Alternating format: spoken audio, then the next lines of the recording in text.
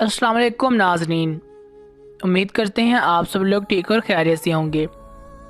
Cousin سے محبت part 2، جن لوگوں نے پارٹ 1 نہیں پڑھا، ڈسکرپشن میں پارٹ 1 کا لنک دے دیا گیا ہے، آپ لوگ وہاں سے جا کے پڑھ سکتے ہیں۔ چلیں کہانی شروع کرتے ہیں۔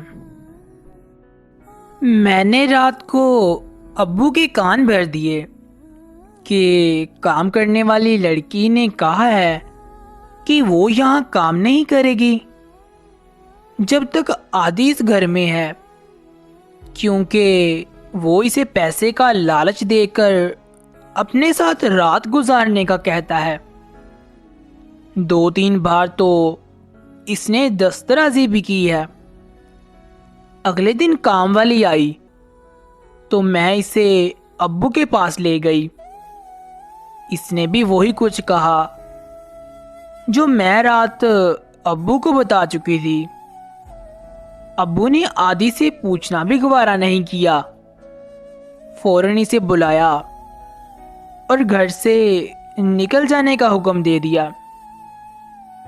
عادی ہکا بکا رہ گیا تھا۔ تم نے ہم پہ نیکی کی ہے، اس کا یہ مطلب نہیں کہ تم جو مرضی کرتے پھرو۔ ابو نے عادی سے کہا۔ میں نے کیا کیا ہے؟ عادی نے سوال کیا تھا۔ تم نے جو کیا ہے وہ کوئی بے شرم اور بے غیرت ہی کر سکتا ہے۔ اس سے پہلے کہ ابو کچھ بولتے، میں نے عادی کو جواب دے دیا تھا، تم بس فوراً اس گھر سے دفع ہو جاؤ۔ میں نے بڑی اکڑ سے اسے کہا۔ عادی نے مزید کچھ کہا نہ پوچھا۔ اس نے اپنا بیگ اٹھایا اور چپ چاپ گھر سے نکل گیا۔ جانے سے پہلے وہ مجھے کہہ گیا تھا، نوشی، مجھے نہیں پتا تھا تم اس حد تک چلی جاؤ گی، کیونکہ میں نے اسے بتا دیا تھا کہ اس کو یہاں سے نکلوانے میں میرا ہاتھ ہے۔ میں تمہیں کبھی معاف نہیں کروں گا۔ عادی نے کہا تو میں نے ہنس کر تکبر سے کہا تھا، تم سے معافی مانگ کون رہا ہے؟ اس نے ایک نظر مجھے دیکھا اور چلا گیا۔ میں خوش تھی کہ میں نے اپنا انتقام لے لیا ہے۔ 6 ماہ بعد میری شادی ہونے والی تھی۔ میں اور سعد پہلے کی طرح ایک دوسرے سے فون پہ ڈھیروں باتیں کرتے تھے۔ میں بھول چکی تھی کہ سعد نے مجھے گردہ دینے سے انکار کیا تھا۔ عادی کو گئے 4-5 ماہ ہی ہوئے تھے۔ میں بھی اس کو بھول کر اپنی دنیا میں مست تھی کہ ایک دن فون آیا کہ عادی کو ہارٹ اٹیک آیا ہے، وہ ہسپتال میں ہے۔ مجھے اس خبر سے کوئی فرق نہیں پڑا۔ امی اور سمرین اس کو دیکھنے گئی تھی۔ دوسرے دن سمرین نے مجھے فون کیا اور کہا کہ عادی بھائی آپ سے بات کرنا چاہتے ہیں۔ میں نے صاف انکار کر دیا۔ سمرین نے میری منت ترلے کیے اور یہ بھی کہا کہ ان کی حالت ٹھیک نہیں ہے، آپ ان کی خیریت پوچھ کر فون بند کر دینا، شاید وہ کچھ کہنا چاہ رہے ہوں آپ سے۔ مجھے کوئی ضرورت نہیں اس سے بات کرنے کی، میری بلا سے وہ مرے یا جیے۔ میں نے بے حسی سے کہا اور سمرین کے کچھ بولنے سے پہلے ہی فون بند کر دیا۔ کچھ دیر بعد سمرین کے نمبر سے میسج آیا تھا۔ میسج عادی نے ہی کیا تھا، نیچے عادی کا نام لکھا تھا۔ میں نے فوراً ڈیلیٹ کر دیا اور بھاڑ میں جاؤ لکھ کر ریپلائی سینڈ کر دیا۔ جواب پڑھ کر اس کی جو شکل بنی ہوگی یہ سوچ کر میں ہنس پڑی تھی۔ اگلے دن صبح میرے فون کی بیل سے میری آنکھ کھلی۔ اتنی صبح کون فون کر رہا ہے؟ میں نے بیزاری سے سوچتے ہوئے ہاتھ بڑھا کر فون اٹھایا اور مشکل ذرا سی آنکھیں کھول کر نمبر دیکھنے کی کوشش کی۔ سمرین کا نام پڑھتے ہی مجھے غصہ آ گیا تھا۔ مجھے یقین تھا کہ فون عادی ہی کر رہا ہوگا، یا اس نے سمرین سے کہا ہوگا کہ فون کر کے میری بات کرا دو۔ اتنی دیر میں موبائل خاموش ہو گیا تھا۔ میں نے شکر ادا کیا اور کروٹ بدل کر پھر سونے کی کوشش کرنے لگی۔ موبائل ایک بار پھر بج اٹھا۔ میں نے غصے سے موبائل اٹھایا اور یس کا بٹن پریس کرتے ہی بیزاری سے بولی، سمی کیا مسئلہ ہے تمہیں؟ آپی، عادی بھائی فوت ہو گئے ہیں۔ سمرین نے روتے ہوئے مشکل اتنا ہی کہا تھا۔ میری نیند غائب ہو گئی۔ شاید مجھے ایسی خبر کی توقع نہیں تھی۔ مجھے ذرا دکھ سا ہوا۔ میں نے کمبل لپیٹ کر سونے کی کوشش کی مگر نیند نہیں آئی، تو میں نے اٹھ کر منہ ہاتھ دھویا اور ناشتہ بنانے لگی۔ ابو کو بھی اطلاع مل چکی تھی اور وہ عادی کے گاؤں جانے کی تیاری کر رہے تھے۔ ابو نے مجھے کہا کہ تم بھی ساتھ چلو، مگر مجھے ایسے رونے دھونے کے موقع سے الجھن ہوتی تھی۔ میں وہاں کیا کروں گی ابو؟ آپ لوگ چلے جائیں۔ میں نے انکار کر دیا۔ مجھے تھوڑا دکھ ضرور ہوا تھا، مگر ایسا بھی نہیں تھا کہ میں دل پہ لے لیتی۔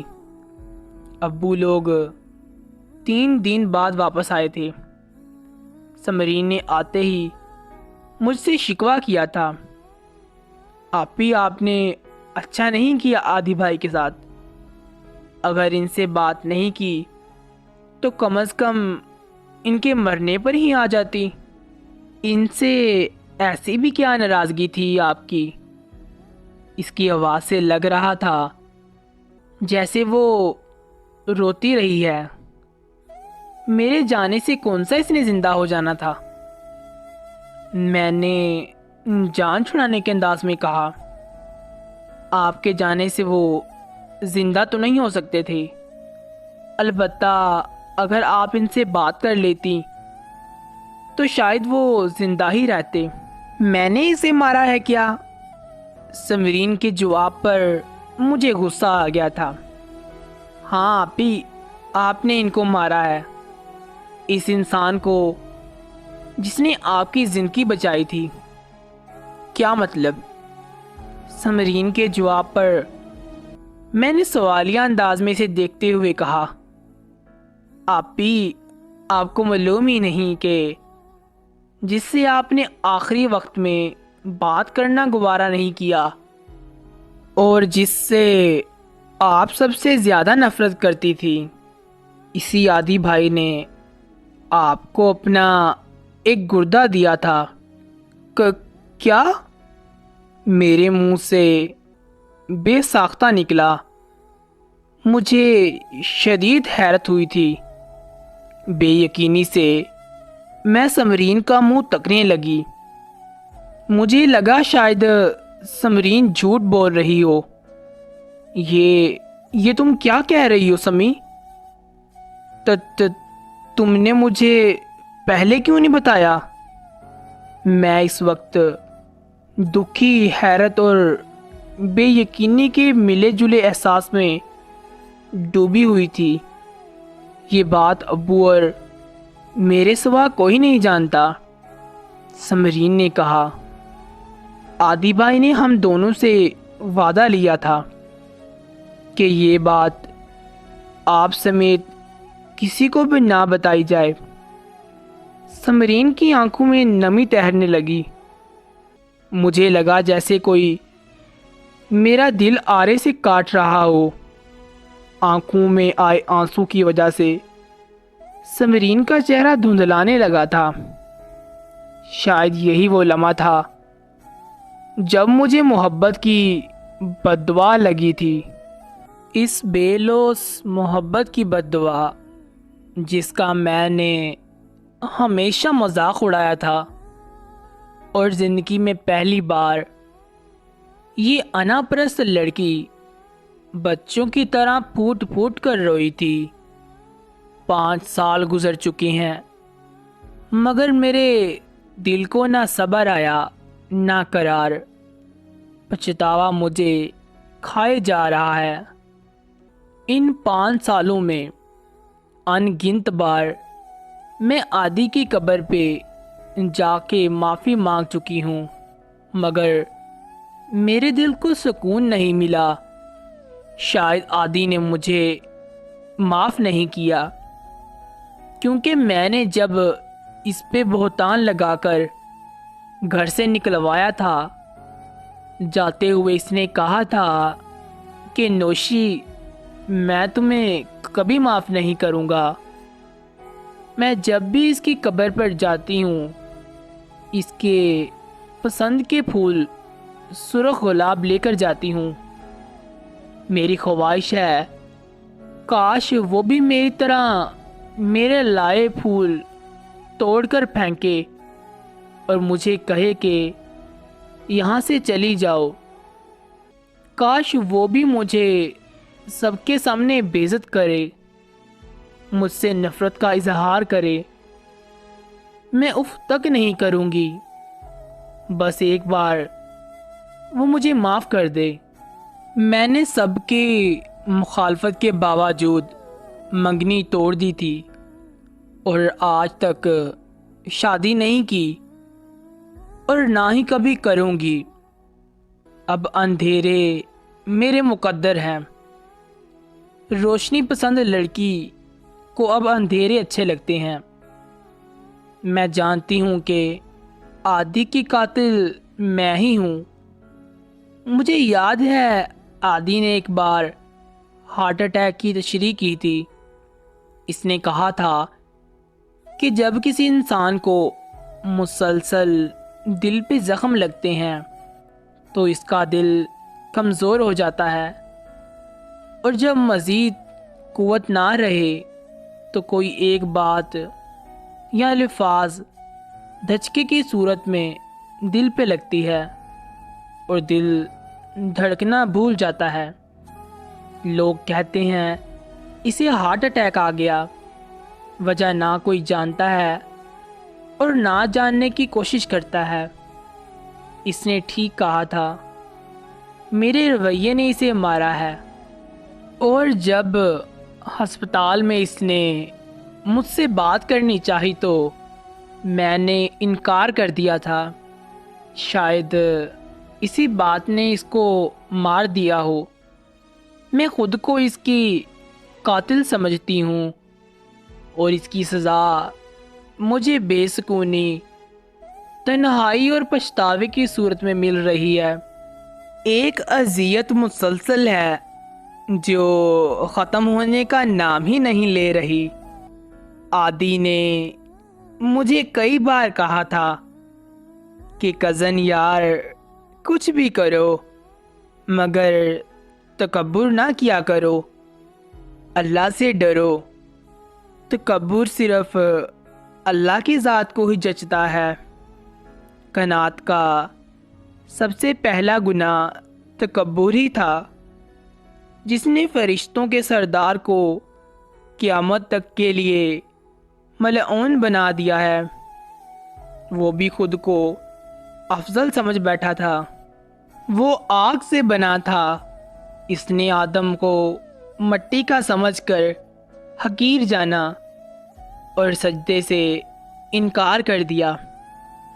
عادی نے بالکل ٹھیک کہا تھا، کاش میں اس وقت اس کی بات کو سمجھ لیتی اور اسے انسان ہی سمجھتی، تو پچھتاوا میرا مقدر نہ ہوتا۔ کاش وہ ایک بار آ کر اپنے مخصوص انداز میں کہے کزن یار کیوں پریشان ہو اور مجھے گلے سے لگا کر کہے میں آ گیا ہوں، سب ٹھیک ہو جائے گا، اور میں اس کے گلے سے لگ کر اتنا رہوں کہ میرا سانس تھم جائے، پھر وہ مجھے ہمیشہ کے لیے اپنے ساتھ ہی لے جائے۔ عجیب ہی صحیح، مگر یہی میری آخری خواہش ہے۔ ختم شدہ۔ تو ناظرین گرامی، ہم امید کرتے ہیں ہماری اس کہانی کزن سے محبت کا دوسرا پارٹ بھی آپ لوگوں کو پسند آیا ہوگا۔ جن لوگوں نے اس کہانی کا فرسٹ پارٹ نہیں پڑھا تو ڈسکرپشن میں اس کہانی کے فرسٹ پارٹ کا لنک دے دیا گیا ہے، یا پھر آپ لوگ ہمارے چینل کا وزٹ کر لیں، آپ لوگوں کو اس کہانی کا فرسٹ پارٹ وہاں پہ مل جائے گا۔ اس کے علاوہ اگر آپ لوگ ایسی مزید کہانیاں دیکھنا اور سننا چاہتے ہیں تو آپ لوگوں سے گزارش ہے کہ ہمارے چینل کو سپورٹ کیا کریں، تاکہ ہم آپ کے لیے ایسی مزید نئی نئی کہانیاں اور ناولز لے کر آتے رہیں۔ اگر آپ لوگوں کو یہ ویڈیو اچھی لگی ہو تو ہمارے چینل کو لائک کر دیں، سبسکرائب کر دیں، اور ہمیں دے اجازت۔ اللہ حافظ۔